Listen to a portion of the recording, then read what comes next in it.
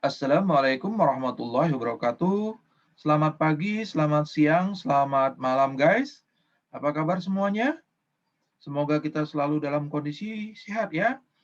Oke guys, pada video kali ini kita akan coba menjelaskan sedikit mengenai fungsi keanggotaan untuk himpunan PAZI.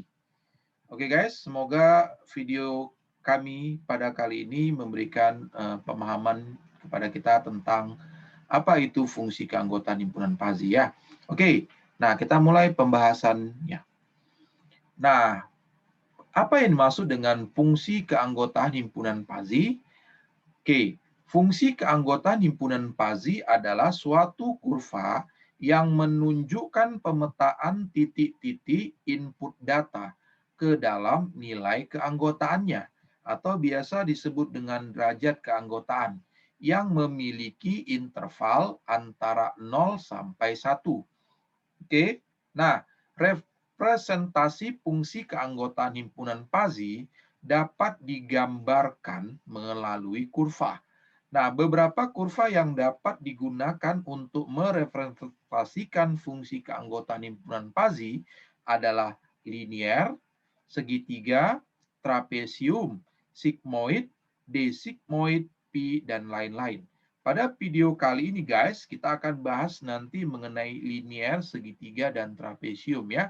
Oke, nah sekarang pertanyaannya, bagaimana ya cara kita menentukan kurva mana yang akan dipakai? Oke guys, secara umum tidak ada ketentuannya. Tapi ingat, beda kurva maka beda derajat keanggotaannya. Nah, nanti derajat keanggotaan itu disebut dia dengan mu ya. Nah, jadi ingat, kita harus bijak guys dalam menentukan kurva mana yang akan dipakai untuk merepresentasikan fungsi keanggotaan himpunan PAZI tersebut. Ya, oke. Nah, sekarang kita lihat bagaimana representasi fungsi keanggotaan himpunan PAZI. Oke, yang pertama guys, kita lihat yang linier ya. Oke, untuk yang linier guys, kita bagi dua guys. Di sini ada linier naik, oke. Kita lihat di sini kenapa disebut dengan linier naik. Lihat garis dari A sampai B. Lihat garisnya naik ya. Maka disebut dia dengan linier naik. Nah, bagaimana linier naik itu derajat keanggotaannya? Nah, seperti ini rumusnya guys. Ya, ini rumusnya. Kita lihat di situ untuk X lebih kecil sama dengan A, nilai keanggotaannya 0. Sedangkan untuk X lebih besar sama dengan B, nilai keanggotaannya 1. Jadi kalau nilai keanggotaannya lebih kecil sama dengan A0, lalu lebih besar sama dengan B itu 1, ya pergunakanlah linear naik. Oke. Nah, kalau linear turun sebaliknya guys. Kita lihat ini dari interval A sampai B. Ya, garisnya turun. Nah, garisnya turun ya. Nah, rumus untuk mencari derajat keanggotaannya itu seperti ini guys. Oke, untuk X lebih kecil sama dengan A, nilainya 1.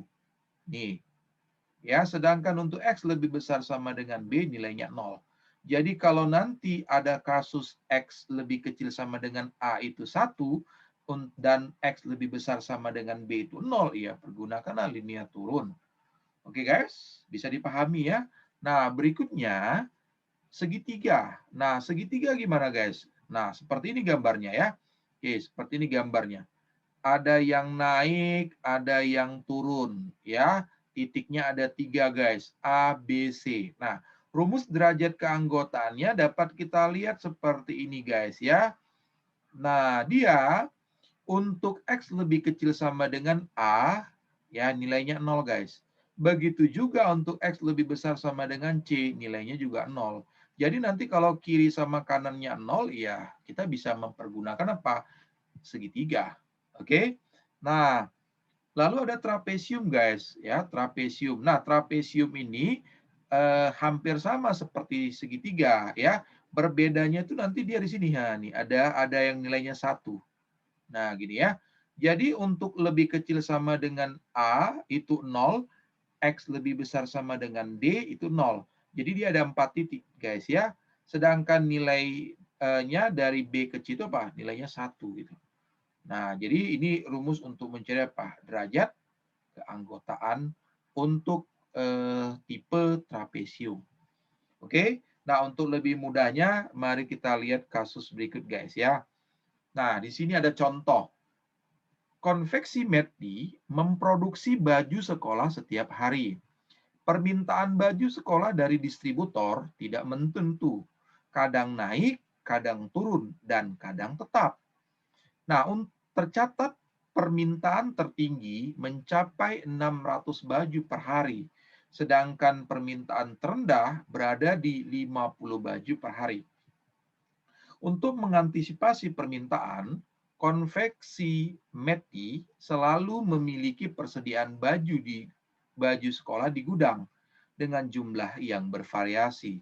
Persediaan paling banyak tercatat mencapai 100 baju per hari, guys. Sedangkan paling kecil, paling sedikit, ada 20 baju per hari. Nah, pertanyaannya, gambarkan fungsi keanggotaan yang cocok untuk permintaan dan persediaan baju sekolah dari kasus di atas. Oke, nah sekarang kita lihat. Oke, yang pertama harus kita lakukan tentu menentukan variabel fazinya. Nah, di sini variabel fazinya kita bagi dua. Yang pertama adalah permintaan, yang kedua adalah persediaan. Nah, kita sudah punya variabel fazi, sekarang kita mau menentukan himpunan fazinya. Untuk permintaan, tadi kita simak bahwa permintaan itu bervariasi, kadang naik, kadang turun, kadang tetap. Maka kita berilah 3 himpunan fazi untuk permintaan adalah turun, tetap, dan naik. Begitu juga untuk persediaan, guys. Tadi dia katakan bervariasi, berarti bisa sedikit, bisa tetap, dan bisa banyak. Jadi kita katakan persediaan himpunan fazinya ada 3 ya, sedikit, tetap, dan banyak. Oke, sebelum kita merepresentasikan keanggotaannya, yuk kita coba pikirkan dulu yang mana yang mau kita pergunakan. Oke, apakah linear, apakah segitiga, atau trapesium? Oke, kita simak penjelasan berikutnya. Oke, di sini kita tentukan dulu ujung-ujungnya, guys ya. Di sini permintaan terendah tadi kan 50 baju per hari. Sedangkan permintaan tertinggi itu 600 baju per hari. Nah, sekarang bagaimana jika ada permintaan baju lebih kecil sama dengan 50 per hari? Nah, karena nilai terendahnya 50, jadi suatu saat ada permintaan per harinya di bawah 50, maka yang terjadi apa? Yang terjadi permintaan apa? Pasti turun, ya. Maka kita bisa katakan apa? Permintaan kita katakan pasti turun. Nah, karena ini pasti, maka nilainya apa? 1, kan gitu. Nah, tetap bagaimana? Apakah permintaannya tetap? Nggak mungkin. Kan terendahnya 50. Jadi kalau di bawah 50, masa kita bilang permintaannya tetap? Ya kan? Nggak mungkin. Maka apa? Ini apa? Tidak, ya. Tidak mungkin. Tidak mungkin kita bilang tetap. Masa di bawah minimal kita katakan permintaannya tetap, ya kan? Maka ini nilainya 0. Begitu juga dengan naik. Masa permintaan makin sedikit, kita sebut permintaannya naik, kan nggak mungkin. Maka ini apa? Juga tidak mungkin, ya. Maka kita beri ini nilainya apa? 0, kan gitu. Nah, sekarang bagaimana kalau permintaan bajunya apa? Di atas 600. Ya, karena maksimalnya 600, ada pesanan di atas 600, masa kita bilang permintaannya turun? Nggak mungkin, ya. Oke, maka ini apa? Tidak mungkin. Oke, tidak mungkin kita katakan apa? Permintaan jadi turun, kan gitu. Oke, tetap juga tidak mungkin, ya. Ini juga tidak mungkin kita bilang tetap. Kenapa? Melebihi nilai maksimal ya kan? Nggak mungkin kita bilang permintaannya tetap. Kalau naik ya pastilah, ya. Pasti permintaan naik. Nah, pasti. Oke, nilainya 1. Jadi kita lihat di sini, guys, turun, ya. Kalau dia apa? Turun kalau lebih kecil sama dengan 50 dari kiri dia 1, kalau dari kanan dia apa? 0. Berarti dari atas ke bawah. Berarti apa? Linier turun ya. Kalau tetap ujung sama ujungnya 0, maka apa? Kalau nggak segitiga, trapesium. Kalau naik ya untuk kirinya 0, untuk kanannya 1. Berarti dari 0 ke 1, berarti naik, linear naik. Maka turun itu pakai linear apa? Turun. Maka pakai linear turun. Ya, ini apa? Boleh pakai segitiga, ya, atau trapesium. Nanti kita lihat ya. Oke, kalau ini apa? Pakai apa? Linear naik ya, karena apa? Dari atas, dari bawah ke atas kan gitu. Nah, begitu juga guys untuk persediaan. Tadi dia katakan paling sedikitnya 20 baju per hari, sedangkan paling banyak itu 100. Kalau seandainya suatu hari persediaan bajunya lebih kecil daripada 20, maka pasti kita kata apa? Persediaan makin sedikit ya. Maka kita pasti bilang apa? Dia sedikit kan gitu. Kalau tetap juga nggak mungkin guys ya. Masa nilainya berkurang kita bilang tetap, nggak mungkin. Ya, nggak mungkin. Begitu juga nggak mungkin kita bilang apa? Bertambah banyak ya. Maka apa? Ini pun tidak mungkin. Oke, maka nilainya pun 0. Oke. Kalau di atas 6 apa? Oke, ini sorry 100 ya. Oke. Kalau persediaan bajunya di atas 100 per hari, nggak mungkin kita bilang apa persediaan makin sedikit ya, nggak mungkin. Maka apa ini tidak mungkin ya, berarti nilainya 0. Kalau tetap juga nggak mungkin ya, tidak mungkin. Karena apa? Tambah naik dia ya. Oke, tidak mungkin, maka nilainya juga 0. Banyak, tentu kita kata apa? Oh, persediaan makin banyak kan gitu, karena di atas 100 ini apa? Pasti ya. Oke, ini nilainya apa? 1. Maka sedikit dari 1 ke 0 ya turun. Kalau tetap bisa segitiga, bisa trapesium. Kenapa? Kiri kanannya 0. Sedangkan banyak dari 0 ke 1. Berarti apa? Naik. Berarti sama ya gambarnya seperti ini. Oke, berarti kalau kita gambarkan dia guys, ya kita representasikan seperti ini dia. Oke, untuk permintaan dulu guys ya. Oke, nah tadi kita katakan apa? Dia turun, ya, maka kurva apa? Linear turun kan ini. Oke. Juga tadi kita katakan untuk naik, ya naik tadi apa? Linear naik dia kan? Ini dia. Nah, sekarang untuk tetap apakah pakai trapesium atau pakai segitiga? Kalau pakai trapesium tadi guys, dia harus ada satu yang pasti. Kan nggak ada yang tetap itu pasti. Berapa? Kan nggak ada ya, maka kita perguna apa? Segitiga. Nah, kalau kita pakai segitiga guys, kita harus cari titik tengah-tengahnya. Oke, cara mencari titik tengahnya kan 600 dikurang 50. Ya, berarti 250 bagi 2, berarti 275. Lalu kita tambah dengan 50, hasilnya apa? 325, berarti titik tengahnya apa? 325. Nah, gambarnya seperti ini. Nah, kalau kita masukkan guys ke dalam rumusnya, rumus representasinya, rumus untuk mencari derajat keanggotaannya seperti ini. Ya, tinggal kita ganti saja guys ya angka-angkanya ya. Nah, angka-angkanya seperti ini dia jadinya. Oke. Nah, sekarang untuk persediaan ya, persediaan. Oke, di sini sama seperti tadi, sedikit ya. Tadi kita kata apa? Sedikit dia apa? Dari atas ke bawah ya. Maka apa? Linear turun. Sedangkan banyak dari bawah ke atas, maka apa? Linear naik. Sedangkan tetap ya bisa pakai segitiga atau trapesium tadi kita katakan, tapi juga karena nggak ada yang tetap pasti itu tidak ada yang tetap, yang nggak ada yang tetap itu nggak ada yang pasti satu, maka nggak mungkin pakai trapesium. Kita perguna apa? Segitiga. Nah, kalau segitiga kan harus cari apa? Tengah-tengahnya tadi ya, berarti 100 dikurang 20, 80 bagi 2, 40. 40 tambah 20 berarti 60. Seperti ini dia. Nah, kalau kita tuliskan rumus dari derajat keanggotaannya seperti ini. Ya, kembali kita tinggal apa? Ganti angkanya saja guys ya. Oke. Nah, sekarang kita lihat pertanyaan berikutnya. Jadi guys, kalau ada permintaan 300 baju per hari, bagaimana kita katakan guys? Berapa derajat keanggotaannya? Nah, kalau kita mau bilang turun gimana? Kalau kita mau bilang turun, ya kita lihatlah rumus yang turun. Turun mana? Yang ini.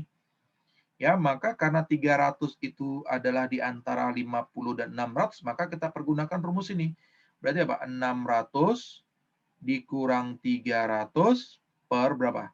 550. Berarti ini berapa guys? Berarti 300 per berapa? 550.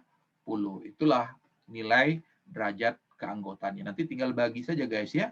Oke, kalau tetap berarti kita pakai yang mana? Tetap berarti kita pakai yang ini. Karena 300 itu di antara 50 dan 325, maka ini rumusnya. Berarti apa? 300 kurang 50 per apa? 275 atau sama dengan siapa? 250 per apa? 275.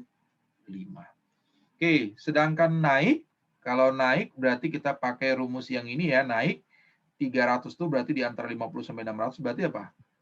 Berarti ini 300 ya dikurang 50 per berapa? 550 atau sama apa? 250 per apa? 550 kan gitu. Jadi guys, dari sini kita katakan gini. Jadi kalau ada permintaan sebanyak 300 baju per hari, maka kita katakan dia turun dengan derajat keanggotaannya berapa? 300 per 550. Kalau kita mau bilang dia tetap, derajat keanggotaannya apa? 250 per apa? 275. Kalau kita katakan itu naik, maka apa? Derajat keanggotaannya apa? 250 per apa? 550. Oke guys, itu untuk permintaan. Kalau persediaan, oke, bagaimana kalau persediaannya sebanyak 80 baju per hari? Nah, kalau kita ngomong sedikit gimana? Kalau kita ngomong sedikit, maka kita lihatlah derajat keanggotaan dari sedikit ini. Ya, berarti 80 di antara 20 sampai 100 berarti apa? Berarti 100 dikurang 80 per berapa? 80 berarti 20 per berapa? 80 atau sama dengan siapa? Seperempat. Kalau tetap, ya tetap berarti kita pakai rumus yang ini. 80 kan dari 60 sampai 100 ya, berarti apa? Berarti 100 dikurang 80 per berapa? 40. Berarti berapa nih guys? Berarti sama ya, 20 per 40 ya. Tapi ini berapa? Setengah. Kan gitu. Kalau banyak gimana? Banyak berarti pakai yang ini. Berarti berapa? 80 kurang 20 per berapa? 80 sama dengan siapa? 60 per 80 ya guys ya. Atau sama dengan siapa? 3 per 4. Oke guys, bagaimana kira-kira bisa dipahami untuk menggambarkan representasi dari fungsi keanggotaan dari suatu himpunan Pazi? Oke, saya rasa cukup mudah ya. Boleh kita ulang-ulang kembali jika penjelasan pada video ini belum dipahami dengan baik ya. Oke. Nah, Helen Keller pernah berkata, Anda tidak akan pernah belajar sabar dan berani jika di dunia hanya ada kebahagiaan. Oke, terima kasih atas perhatiannya. Semoga video kali ini memberikan manfaat. Kita jumpa kembali di video-video selanjutnya. Assalamualaikum warahmatullahi wabarakatuh.